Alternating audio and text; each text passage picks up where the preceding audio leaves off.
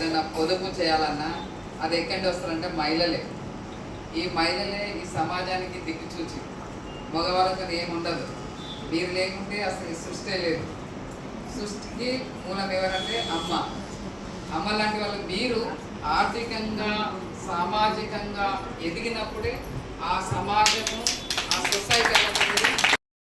నా పిలుపును on the స్పాట్లో ఒక సెకండ్ కూడా టైం లేని సమయంలో తనని రిక్వెస్ట్ చేయడంతోనే ఈ సమావేశానికి వచ్చి మన మధ్యలో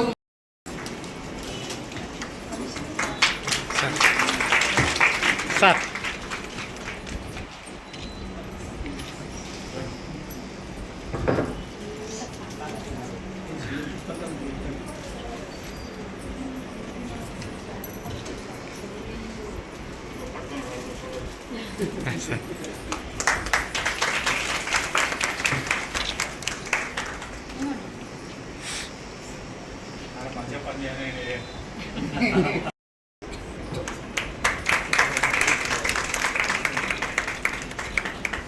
సార్ కూడా వచ్చినది సిఇఓ గారికి.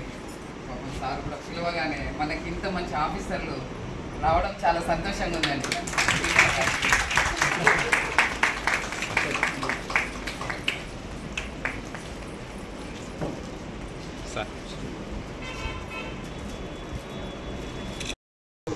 ఇప్పుడు గౌరవనీయులు మున్సిపాలిటీస్ స్పెషల్ ఆఫీసర్ ఆ విధంగా చదివించి వాళ్ళకి చిన్నప్పటి నుండి ఒక విద్యార్థులను నేర్పించి వాళ్ళని కలెక్టర్లను ఇంజనీర్లను తయారు చేయవచ్చు. సార్ ఈ మీటింగ్కి మీ ఆర్థిక స్థాయిలో ఆర్థికంగా సామాజికంగా ఎదగాలంటే మనము గవర్నమెంట్ ఎన్నో రకాలుగా మనకు ప్రోత్సాహాలు ఇస్తుంది. ఆ డబ్బుల్ని మీరు ఏం చేస్తారంటే మీ పిల్లల చదువుకో లేదో హాస్పిటల్స్కో లేకుంటే ఇంకేదో ఖర్చు పెట్టేసి మళ్ళీ దాన్ని నెల నెల కట్టడము ఇబ్బందికరంగా ఉంటుంది. కాబట్టి వచ్చినటువంటి ఏదైతే మనం బ్యాంకు లోన్స్ తీసుకుంటున్నామో ఆ బ్యాంకు లోన్స్ దేని మీద ఇన్వెస్ట్మెంట్ పెట్టడం. ఇప్పుడు మన టీఎల్పీ ద్వారా చాలా మన టీఎంసీ గారు కూడా చెప్తున్నారు, మీరు వ్యాపారం చేసుకోవచ్చు, ఏ విధమైనటువంటి వ్యాపారాలు చేస్తున్నారో ఆ వివిధ రంగాలలో వ్యాపారాల్లో పెట్టండి. పాలు అమ్మడే కానీ కూరగాయలు అమ్మడే కానీ ఇంకేదైనా కిరాణం పెట్టుకోవడం కానీ. ఇప్పుడు గవర్నమెంట్ కూడా మహిళా శక్తి అనే ఒక యాక్టివిటీ పెట్టి దాని ద్వారా క్యాంటీన్లు ఏర్పాటు చేస్తున్నారు. మీకు మీరే క్యాంటీన్లు ఏర్పాటు చేసుకోండి. దానికి నా వంతు సహకారము, మా సార్ల వంతు సహకారం అన్ని విధాలుగా. మున్సిపల్ తరఫున మేడం గారు కూడా మనకి చాలా యాక్టివ్ ఉన్నారు. మేడం ఆధ్వర్యంలో కూడా మనం ఏర్పాటు చేయవచ్చు. ఇప్పుడు 8 మహిళా శక్తి క్యాంటీన్లు ఏర్పాటు చేస్తున్నాం. మీరందరూ కూడా కలిసికట్టుగా ఒక గ్రూప్గా ఏర్పాటు ఎవరైతే కష్టపడి చేస్తారో 1 రోజు 2 రోజులు నష్టాలు జరుగుతున్నాయండి. 3వ రోజు మీకు పెట్టేటువంటి నాణ్యతను బట్టి ఇమ్మీడియట్గా మనకు అలవాటు అవుతుంది. నేను చూస్తాను ఇక్కడ ఏది మన జీవన్ రెడ్డి సార్ వాళ్ళ ఎమ్మెల్సీ సార్ వాళ్ళ ఇంటి ముందర ఒక చిన్న క్యాంటీన్, అక్కడ క్యాంటీన్ ఉన్నట్టు కూడా అదేంటిది టీ స్టాల్ ఉంది. అక్కడ టీ స్టాల్ ఉన్నట్టు కూడా ఎవరు తెలియదు. అక్కడికి పొద్దున వచ్చే వరకు ఒక 20, 30, 40, 50 మంది కనిపిస్తుంటారు. కాబట్టి 1 రోజు 2 రోజులు ఇబ్బంది అయితే కావచ్చు. ఆ 1 రోజు 2 రోజులు కూడా మేము ఇబ్బంది కలిగించాము. మీకు అన్ని విధాలుగా మీకు ఆదుకుంటాము. మిమ్మల్ని మేము ముందుండి నడుపుతాం. కాబట్టి మీరందరూ కూడా మన యొక్క టార్గెట్స్ ఏవైతే ఉన్నాయో ఇక్కడ నుంచి ఆ టార్గెట్స్ అన్నిటిని కూడా ఫుల్ఫిల్ చేసి మీరు కూడా మంచిగా ఆర్థికంగా ఎదగాలని మంచి ఆలోచనతో మీ కుటుంబాన్ని పెద్దగా చేయాలని చెప్పేసి నేను కోరుకుంటున్నాను. మీటింగ్ ఉండడం వల్ల వాళ్ళు వినడం జరిగింది. సో నారీ శక్తి అనేది చాలా గొప్పది. మన మహిళ ఎలాంటిదంటే ఒక ఇల్లును ఉద్యోగం చేయడమో ఏదో బిజినెస్ చేయడమో కాదు, అన్నిటికంటే గొప్పది ఇల్లు నడపడం. మరి అట్లాంటి ఒక ఇల్లునే నడుపుతుందంటే ఈ భారతదేశాన్ని నడపలేదా? 100% నడుపుతుంది. ఏదంటే అది చేయగలిగేది, ఏదైనా చేయగలిగేది ఒక శక్తి ఉన్నది అంటే అది ఒక మహిళకు మాత్రమే. మరి అలాంటి మహిళ లేకపోతే ప్రపంచం ఉంటుందా? ఏది ఉండదు. మరి అలాంటి మహిళకి పాదాభివందనాలు చేసుకుంటూ ఈ యొక్క కార్యక్రమంలోకి మనం వెళ్దాం. ఎందుకంటే నేను కూడా మహిళనే. మా అమ్మ జన్మనిస్తేనే ఈరోజు నేను ఇక్కడ ఉన్నా. కాబట్టి అలాంటి ఒక తల్లికి నేను మళ్ళీ పాదాభివందనం చేసుకోవాలి. ప్రతి ఒక్కరికి, ప్రతి మహిళకి, మనల్ని కన్నా మహిళలందరికీ, ప్రతి మహిళకి. ఎందుకంటే ఒక మహిళ ఇల్లు నడుపుతుందంటేనే ఆ మహిళ చాలా గొప్ప. చాలా మంది అంటుంటారు house wife, only after all house wife, ఇంటిని గృహిణి అని చెప్పేసి అంటారు. కాబట్టి గృహిణి అంటే మామూలు విషయం కాదు. ఎంత పెద్ద కంపెనీలు నడిపినా ఏది చేసినా అన్నిటికంటే గొప్పది గృహిణి. ఒక ఇల్లు ఒక చేతితోటి ఇల్లును మొత్తం నడుపుతుంది, పిల్లల్ని చూసుకుంటుంది, అత్తమామల్ని చూసుకుంటుంది, ఇంటికి వచ్చిన చుట్టాలని చూసుకుంటుంది, ఆడబిడ్డల్ని చూసుకుంటుంది, చుట్టుపక్కలని చూసుకుంటుంది. ఒక 2 కళ్ళతోటి ప్రపంచాన్ని మొత్తం చూస్తుంది. అలా మగవాళ్ళు చేయలేదు. మరి అది గొప్ప మహిళ కాబట్టి అలాంటి మహిళకి ఎన్నిసార్లు పాదాభివందనాలు చేసినా తప్పులేదు. అట్లాగే మరి మహిళలు ఈ ప్రపంచంలో, ఈ భారతదేశంలో ఇంతలా దూసుకుపోతున్నప్పుడు మరి మహిళలు ఇప్పుడు అయ్యుండి మనం ఇంకా ఇప్పుడు మనం వెనుకబడి ఉండకుండా ఇప్పుడు చూసుకుంటే ఒక గృహిణి నుంచి ఇప్పటికి ఒక పైలట్, ఒక ఏరోప్లేన్ నడిపేదాకా వెళ్ళిపోయారు. ఎంతో ఒక బిజినెస్ చేసే వాళ్ళలాగా, ఒక సీఈఓగా, ఒక చైర్పర్సన్గా, నాట్ ఓన్లీ దిస్ చైర్పర్సన్, ఒక కంపెనీకి చైర్పర్సన్గా చేసే వాళ్ళు ఈ ప్రపంచంలో ఒక ఫస్ట్ అండ్ సెకండ్ పొజిషన్ లో ఉన్న వాళ్ళు కూడా ఒకరి మాత్రమే ఉండే, పిల్లలే ఉండే, లేకపోతే తల్లిదండ్రులతో దిగినే ఉంటాయి, వాళ్ళే ఉండే. ఇగో ఇట్లాంటి పరిస్థితి. ఇప్పుడు ఒక పథకానికి మనం ఏమంటారు, మన అర్హులం అవ్వాలి అని అంటే దానికి రేషన్ కార్డు కావాలి కంపల్సరీ.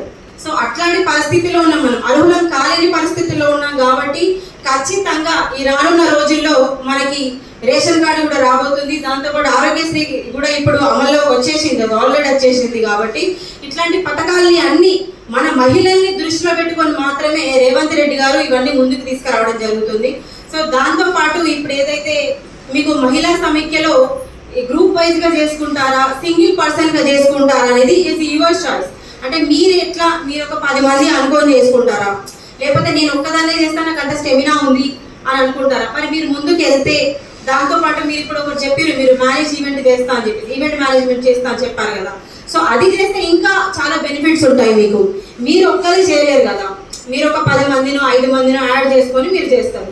సో దానివల్ల మీకు ఏమవుతుంది, జగిత్యాల డెవలప్తో పాటు మీరు డెవలప్ అవుతారు, మీ బ్రెయిన్స్ డెవలప్ అయితే మీరు డెవలప్ అవుతారు. మీరు ఒక సమైక్య అంటే మీరు ఒక 5గురు 10 మందో కలిసి అది చేస్తే మీ 5గురు 10 మందితో పాటు ఈ జగిత్యాల కూడా చాలా డెవలప్ అవుతుంది అన్నారు. ఈ కోల్డ్ స్టోరేజ్ ఏంటంటే లాంగ్ లాస్టింగ్ గా ఉంటుంది మనకి. సో దీనివల్ల ఏంటంటే ఎక్కువ ఏమంటారు ఇన్కమ్ ఉంటుంది అండ్ కొంచెం కష్టం కూడా ఉంటుంది.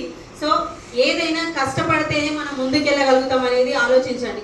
ఇవేందో ఒక అమ్మాయి ఎలక్టెడ్ అయ్యి ఇక్కడికి రావాలంటే కూడా దాని వెనకాల చాలా పెద్ద బిగ్ స్టోరీ ఉంటుంది, మీ అందరికీ తెలిసే ఉంటుంది. నాట్ ఓన్లీ ఈజీ నేను వచ్చి ఇక్కడ కూర్చొని మీతో మాట్లాడడం కాదు, దాని వెనకాల కొన్ని సంవత్సరాల కష్టం ఉంటుంది. ఎవరు ఒక ఎమ్మెల్యే కావాలన్నా, ఒక చైర్పర్సన్ కావాలి, అట్లీస్ట్ ఒక కౌన్సిలర్ కావాలన్నా, నేను కౌన్సిలర్ క్యాండిడేట్ని, నేను కౌన్సిలర్గా ఎన్ని కావాలి అన్నా కానీ దాని వెనకాల ఒక సంవత్సరం స్టోరీ ఉంటుంది. నేను సంవత్సరం వాళ్ళకి ఏదో ఒక పని చేసి పెడితేనే వాళ్ళు రేపు పొద్దున నాకు ఓటేస్తారు. సో అట్లాగే ప్రతి కష్టం వెనక ఒక మంచి ఉంటుంది. ఇవాళ మనం కష్టపడితే రేపు పొద్దున రానున్న రోజుల్లో అంతా మంచి జరుగుతుంది. కాబట్టి సో మీరందరూ ఎక్కడ కూడా వెనక్కి తగ్గకుండా జగిత్యాల నారీమణులు అంటే ఏంటిదో మీరు అందరూ చూపించాలి సార్. నేనేం చేయాలి అని అనుకుంటున్నాను, మీకు ఆలోచన ఉంటుంది ఖచ్చితంగా మీ అందరికీ. మీరందరూ అర్హులే దీనికి, ఎవరైనా రావచ్చు దీనికి. మన అప్లికేషన్స్ ఇచ్చుకుంటే మన అందరం ముందుకు వెళ్ళిపోదాం. అండ్ దాంతో పాటు ఏంటంటే ఇప్పుడు మనం ఈ మున్సిపాలిటీలోనే బయట ఒక క్యాంటీన్ స్టార్ట్ చేద్దామని చెప్పేసి అని మొన్న అనుకున్నాం. సో దానికి కూడా మీ అందరికి ఒకసారి చెప్తే బాగుంటుంది కదా అని చెప్పేసి చెప్పడం జరుగుతుంది. ఎందుకంటే మన క్యాంటీన్ లేదు, మనం ఏదైనా ఇప్పుడు ఒక టీ కావాలి అన్నా బయటకి వెళ్ళి తెచ్చుకోవాలి. సో మనకంటే ఒక క్యాంటీన్ ఉండి మనకు అన్నీ ఉండే మనది మనకు ఉండిపోతుంది. కాబట్టి సో ఇది తొందరలోనే ఫస్ట్ మన క్యాంటీన్ అనేది ఫస్ట్ స్టార్ట్ చేసుకుందాం. దెన్ ఆఫ్టర్ విల్ బి మీరందరూ కూడా ఏదున్నా కానీ ముందడికి వచ్చి అందరూ ముందుకెళ్ళాలి, ఏదున్నా వెనక్కి తగ్గొద్దు. జగిత్యాల శక్తి, నారీ శక్తి అంటే ఏంటిదో మీరు అందరు చూపించాలి. ఓకేనా? We ready? Thank you. Water వస్తుంది, పొదుపుగా వాడుకోవడానికి వీలవుతుంది. కొంతమంది ట్యాప్ ఓపెన్ చేసి మోర్లకు వదులుతారు, ఆ దూరం ఉన్న వాళ్ళకి అవి రావు. అది మన తోటి వాళ్ళే కదా, మరి మనకు సరిపోయింది పట్టుకొని నల్లా బంద్ చేయొచ్చు కదా. ఆ ట్యాప్ 10 రూపాయల ట్యాప్ ఉంటుంది, అయినా పెట్టారు. ఓపెన్ చేసి పెట్టేస్తే అవి మోర నుంచి పోవాలి. అక్కడ అసలే వాళ్ళు పెడతారు, ఇక్కడ ఎక్కువ వీళ్ళు పెడతారు. అలాంటి 10 రూపాయలు ఎక్కువ కాస్ట్ కూడా కాదు. మన ప్లాస్టిక్ ట్యాప్ 10 రూపాయలకు వస్తుంది, అయినా పెట్టుకో. అంటే చిన్న చిన్న విషయాలే కావచ్చు కానీ సమాజానికి మనకు అందరికి ఉపయోగపడేవి కాబట్టి ఇలాంటి వాటి మీద దృష్టి పెట్టండి. తర్వాత మీరు ఎదగడానికి ఒకవైపు బ్యాంకుల సపోర్టు, ఎక్కడైనా నిజంగా బ్యాంకు నుంచి ఇబ్బంది అంటే మా దృష్టికి తీసుకురండి. మీ ఆలోచన మాతో షేర్ చేసుకోండి. ఖచ్చితంగా మీకు ట్రైనింగ్ అవసరం ఉంటే ట్రైనింగ్ ఇప్పిస్తాము. లేదు ట్రైనింగ్ లేకుండానే చేయగలిగితే శక్తి ఉందా లేదని ఒకసారి ఎగ్జామిన్ చేసి తప్పకుండా మీరు అందరూ బాగుంటే మేము కూడా బాగుంటాం, మాకు ఇష్యూస్ రావు కదా. కాబట్టి మీరు అందరూ మంచిగా ఎదగాలని, మరి నన్ను ఈ యొక్క సమావేశానికి ఆహ్వానించినందుకు ముఖ్యంగా మీ కమిషనర్ గారికి, అదేవిధంగా చైర్మన్ గారికి, మా డిప్యూసీఓ స్పెషల్ ఆఫీసర్ గారికి, ఏఓ మెప్పా గారికి, ప్రత్యేకంగా మీ అందరికీ మరి నేను చెప్పింది విన్నందుకు, విని పాటిస్తే చాలా సంతోషిస్తా, తిట్టుకున్నా సంతోషిస్తా. ఎందుకంటే నేను అనే వ్యక్తిని మీ మనసులో ఉన్నాను అంటే నా గురించి ఆలోచించినట్టే నా దృష్టిలో. సార్ తిట్టిండు, ఎందుకు తిట్టిండు అనేది కూడా రెండోసారి ఆలోచిస్తారు కదా. అరే నేను తప్పు చేసినా, నేను మంచి చేసినా, లేకపోతే గిట్లా అన్నాడు సారు, ఆ రకంగా ఆలోచించినా నేను అనే వ్యక్తిని గుర్తున్నట్టే. అట్లా కూడా నేను సంతోషిస్తాను. కొంతమంది అయినా నేను చెప్పింది రిసీవ్ చేసుకున్నారని ఫీల్ అయితే నేను, అర్థమైందా? కొంతమంది, ఇప్పుడు ఇక్కడ దాదాపు 150 మంది ఉన్నారు, నేను చెప్పింది 10 మంది స్వీకరించడం నాకు హ్యాపీ. అంటే నేను ఇప్పుడు ఒక పావుగంట టైం స్పెండ్ చేస్తే ఒక 10 మంది నా మెసేజ్ రిసీవ్ చేసుకున్నా, ఐఎమ్ వెరీ హ్యాపీ.